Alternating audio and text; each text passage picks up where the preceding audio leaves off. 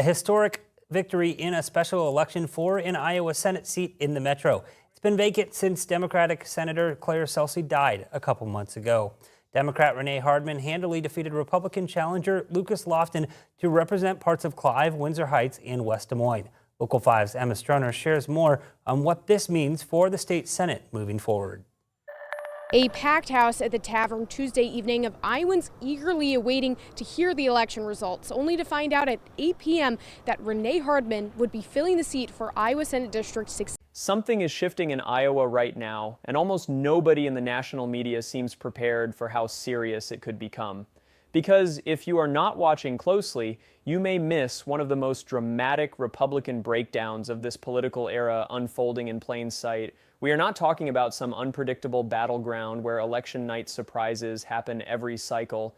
This is Iowa deep red, Trump by 13 points, Iowa. Republicans control the governor's office, both chambers of the state legislature, and every seat in the congressional delegation. On paper, this should be one of the safest GOP strongholds in America. But over the last 18 months, that fortress has begun to crumble. One district, one race, and one stunning result at a time, leaving strategists in both parties scrambling to understand what is happening.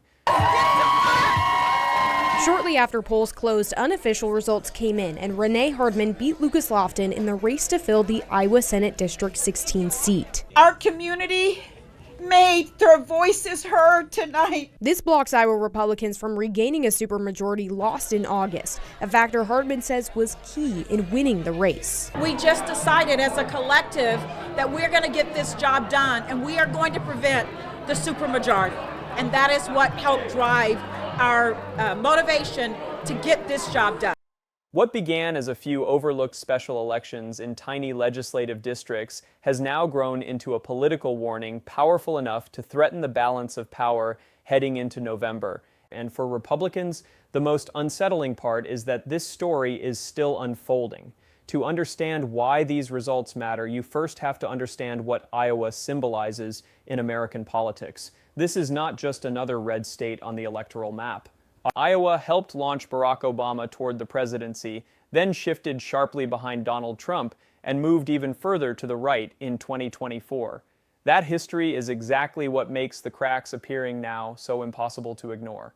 I can't speak for all Democrats, but I can speak for myself. And truly, I think that reaching people where they are is what will make the difference. I wanted to prioritize online communication. Folks get their information in different ways now. And so, again, reaching people where they are via social media. We prioritize Spanish language communication.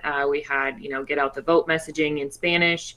The full website was available in Spanish. That was really important to me. Republicans did not simply win Iowa. They spent years turning it into a political fortress, a model for how a Midwestern farming state could be transformed into reliably red territory.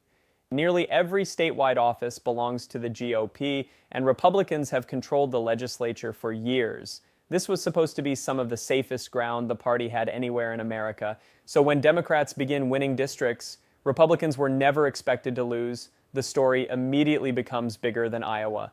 It becomes a warning for the entire Republican Party, and officials in Washington understand exactly what it could mean.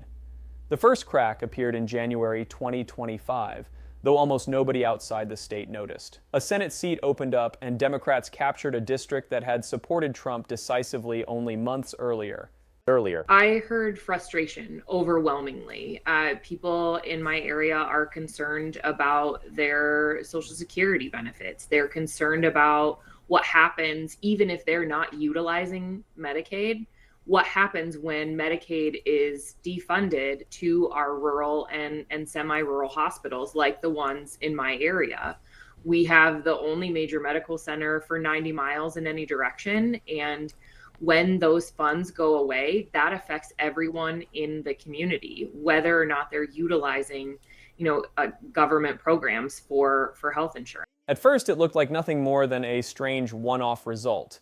Special elections are unpredictable, turnout is usually tiny, and sometimes a district simply breaks in an unexpected direction. Republicans brushed it aside, and the national media barely mentioned it. But inside Iowa, political observers started watching much more carefully because Democrats are not supposed to flip a Trump-backed district here, not even a small one, and not even in a low turnout contest. That was the first domino, although nobody yet understood how many more were about to fall. Then August arrived, and suddenly the fluke explanation began collapsing. A state Senate seat covering Sioux City, deep inside the Republican stronghold of northwestern Iowa, became vacant after the death of the GOP senator who had represented it. Just decided as a collective that we're going to get this job done, and we are going to prevent the supermajority.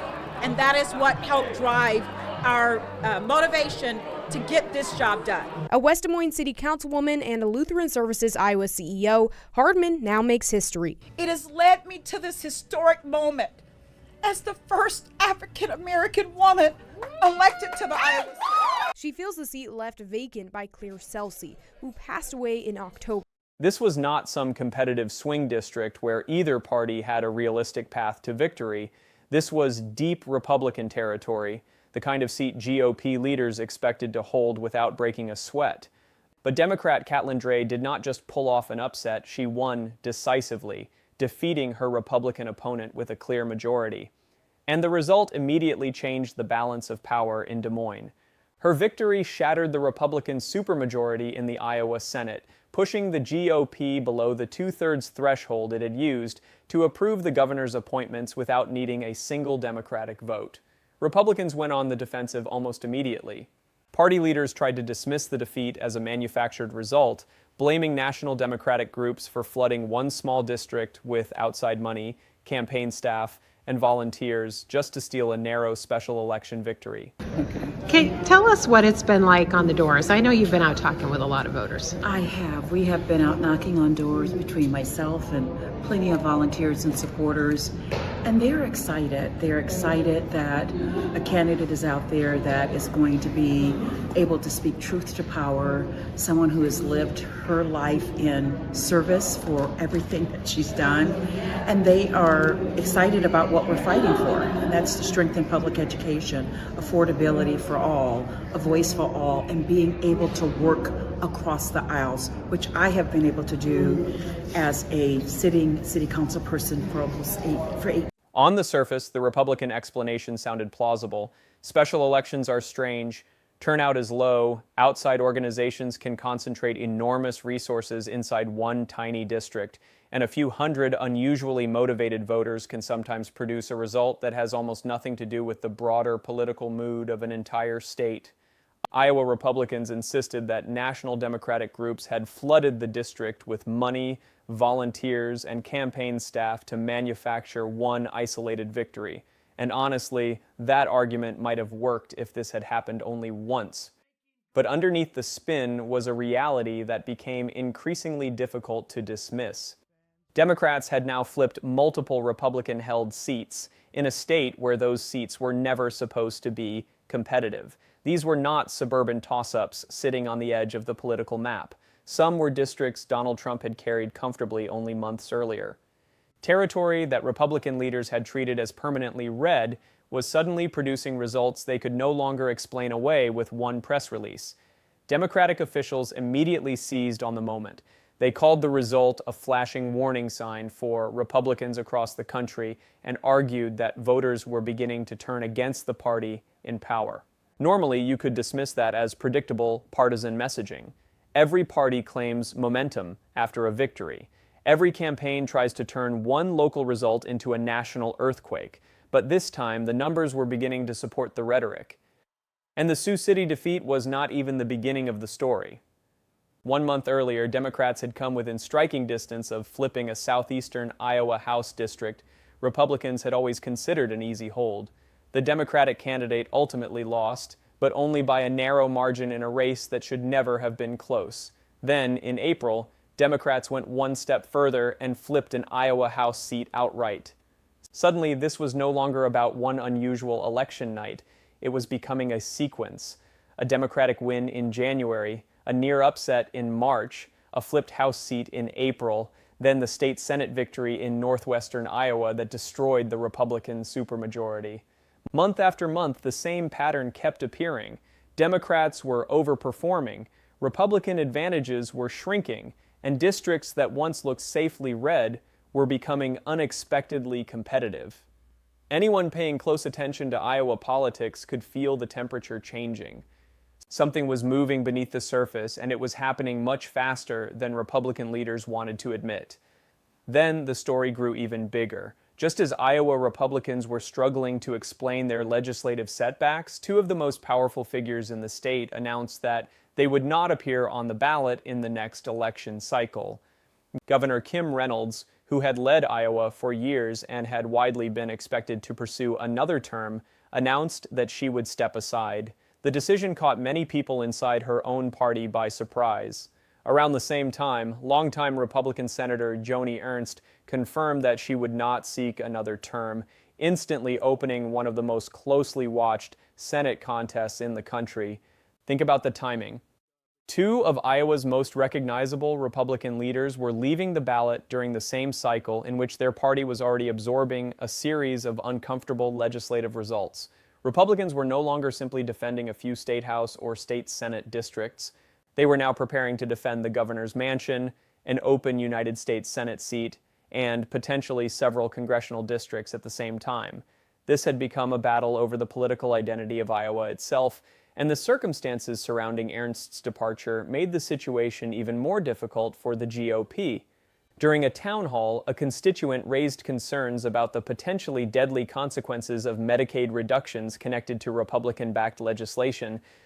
Ernst responded with a line that stunned the room and spread across social media almost immediately: "Everyone is eventually going to die." It was the kind of remark that political opponents dream about: short, memorable, emotionally explosive, and almost impossible to explain in a way that sounds compassionate. Instead of quickly diffusing the controversy, Ernst released a follow-up video filmed in a cemetery. The tone was sarcastic rather than apologetic, and critics accused her of treating serious fears about healthcare as a joke. At precisely the moment Republicans needed to convince working families that they understood the consequences of their policies, one of the party's most prominent senators had handed Democrats a devastating piece of campaign material. Democrats used the episode to reinforce a broader message.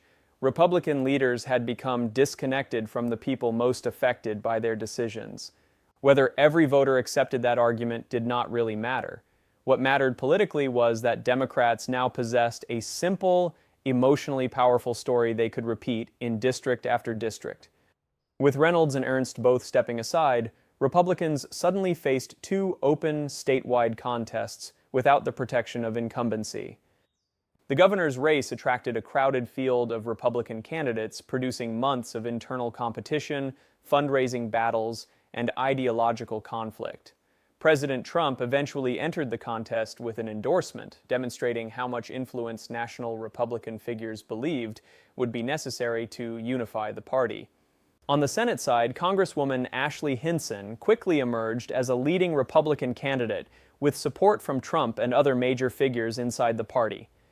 But here is the uncomfortable question: why did Republicans need so much national intervention in Iowa at all? This was a state Trump had won by double digits. It was supposed to be one of the easiest pieces of Republican territory in the country. A confident, stable state party should have been able to organize its succession process without months of chaos or repeated presidential involvement. The fact that national leaders had to step in suggested that the ground beneath Iowa Republicans was far less stable than their public statements implied. Then December arrived, and Democrats delivered another major blow. Democratic State Senator Claire Celsi had died in October, creating a vacancy in a district covering the Des Moines suburbs. Because the seat had previously belonged to a Democrat, Republicans saw the special election as an opportunity to reverse some of the damage they had suffered earlier in the year. A GOP victory could have restored the two-thirds supermajority lost after the Sioux City election. Instead, Democrat Renee Hardman won by more than 40 percentage points. She did not merely survive a close race. She overwhelmed her Republican opponent and became the first black woman elected to the Iowa Senate. The victory preserved the Democratic seat, prevented Republicans from regaining their supermajority, and gave the party another powerful example of unusually strong Democratic turnout. The significance was not that every special election had produced a Republican defeat. Some contests involved Democrats holding their own seats, while others involved Republicans narrowly surviving races they should have dominated. The real story was the direction of the results. Again and again, Democrats were performing better than the underlying partisan map suggested they should. Republicans still controlled both chambers of the Iowa legislature. They still held commanding majorities. They still possessed nearly every major statewide and federal office. Nobody could honestly claim that Democrats had suddenly taken control of Iowa. But political momentum is not always measured by who holds the most seats today. Sometimes it is measured by which direction the margins are moving, which party is showing up, and which side is being forced to spend money defending territory it once took for granted. And by those measures, the warning signs were becoming impossible to ignore. Now, Republicans do have a serious counter-argument, and it deserves to be taken seriously. Special elections are notoriously unreliable predictors of general elections. Participation can be extremely low, sometimes falling below 1/4 of registered voters. That means the electorate deciding the race may look nothing like the broader population that will vote in a statewide midterm contest. A small group of highly motivated activists can dominate a special election. National organizations can concentrate money and volunteers in one district in ways that cannot be replicated across an entire state. An exceptional candidate with strong local connections can win a race even when voters continue supporting the opposing party in presidential and congressional elections. Republicans argue that these results tell us more about Democratic intensity in a few small districts than they do about Iowa as a whole. When millions of voters participate in November, they say, the state's fundamental Republican advantage will reassert itself. That is a fair argument. But it becomes less convincing every time another district moves in the same direction. One unusual election can be a fluke. Two might still be coincidence. But when Democrats repeatedly overperform across different regions, different types of districts, and different demographic groups, political analysts begin asking whether the results represent something more than noise. Special elections matter because they measure motivation. They reveal which voters are willing to show up when the election is inconvenient, the stakes appear small, and almost nobody in the national media is paying attention. That enthusiasm can become extremely important during a midterm election, when turnout often determines which party wins competitive races. Throughout 2025, Democratic voters in Iowa consistently appeared energized. Republican-held territory repeatedly became more competitive than expected. Even where Democrats failed to win, they often came closer than the recent partisan history of the district suggested they should. By the time the June 2026 primaries arrived, the political tension had reached a boiling point. On the Democratic side, State Auditor Rob Sand entered the governor's race as the party's strongest statewide figure. As Iowa's only Democratic statewide office holder, he moved toward the general election without spending months fighting a damaging internal primary. That gave Democrats a major strategic advantage. While Republicans were spending money attacking one another and competing for Trump's endorsement, Sand could focus on fundraising, organization, and defining his general election message. The contrast was striking. Republicans had to survive an extended internal battle before turning toward November. Democrats already knew who their candidate would be and could direct their resources toward the voters who would decide the final contest. The Senate race created a different but equally important dynamic. Ashley Hinson secured the Republican nomination with overwhelming support, giving the GOP a well-known candidate with strong backing from national party leaders. Democratic State Representative Josh Turek, meanwhile, emerged from a competitive primary against Zach Walz. That contest forced Turek to build a statewide organization, attract labor support, raise money, and defend his political message before the general election even began. Republicans could argue that their more decisive primary demonstrated unity. Democrats could argue that their candidate entered November battle-tested and energized. Either way, the race had become far more important than almost anyone would have predicted a year earlier. Democrats have not won a United States Senate race in Iowa since 2008. For more than 15 years, the state's political movement has generally favored Republicans. Yet the combination of an open Senate seat, an open governor's race, competitive congressional districts, and repeated Democratic overperformance has forced both parties to treat Iowa differently. For the first time in nearly 6 decades, Iowa is holding open contests for governor and the United States Senate during the same election cycle. Neither party has the protection of an incumbent in those two major races. That alone would make the state worth watching. But add the special election results, the loss of the Republican state Senate supermajority, the internal GOP primary battles, and the increasingly competitive congressional map, and Iowa begins to look less like a safe Republican state and more like a battlefield that could shape the national narrative. National Republicans clearly understand the danger. Vice President J.D. Vance traveled to Iowa to energize Republican voters and support the party's candidates. Senior figures are raising money, organizing events, and treating the state as territory that must be actively defended. When the sitting vice president campaigns in a state the president carried by double digits only 2 years earlier, that does not automatically mean the party expects to lose, but it does mean party leaders are taking the threat seriously. This is not the behavior of a campaign willing to leave Iowa on autopilot. Meanwhile, Democrats are investing energy in the state at a level not seen in years. They are presenting Iowa as a realistic opportunity rather than an impossible dream.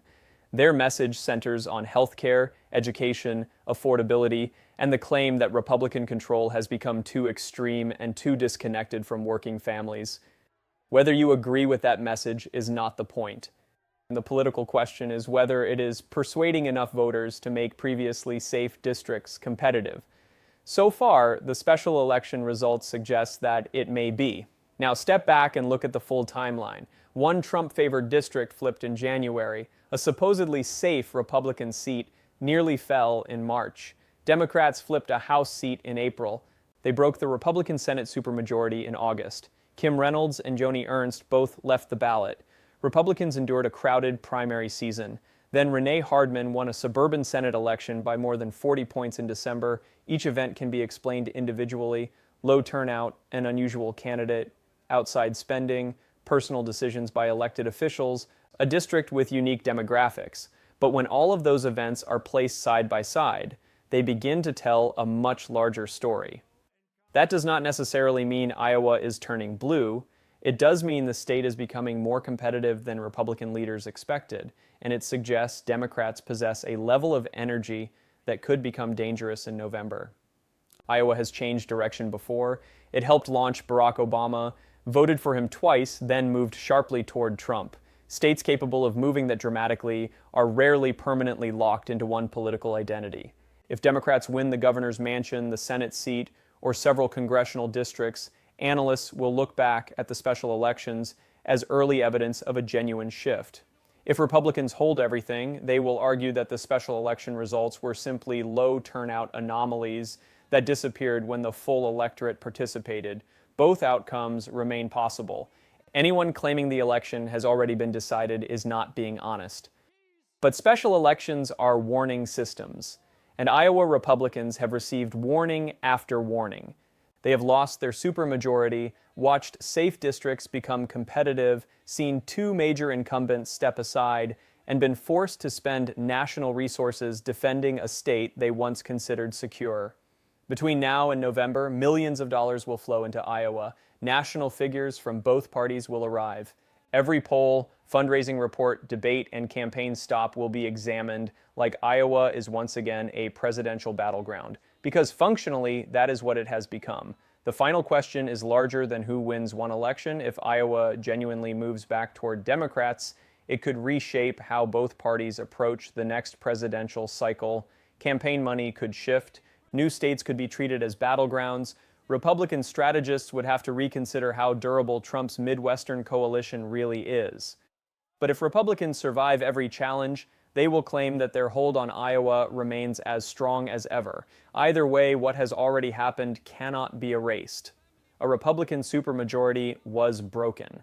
Democratic candidates repeatedly exceeded expectations. Two major statewide offices became open contests, and a state almost nobody expected to watch has become one of the most important political laboratories in America. So now the question goes to you. Is Iowa beginning another historic political swing, or will the Republican advantage return the moment full turnout arrives in November? Drop your prediction in the comments, like the video, subscribe for the next update, and turn on notifications because this Iowa story is far from over.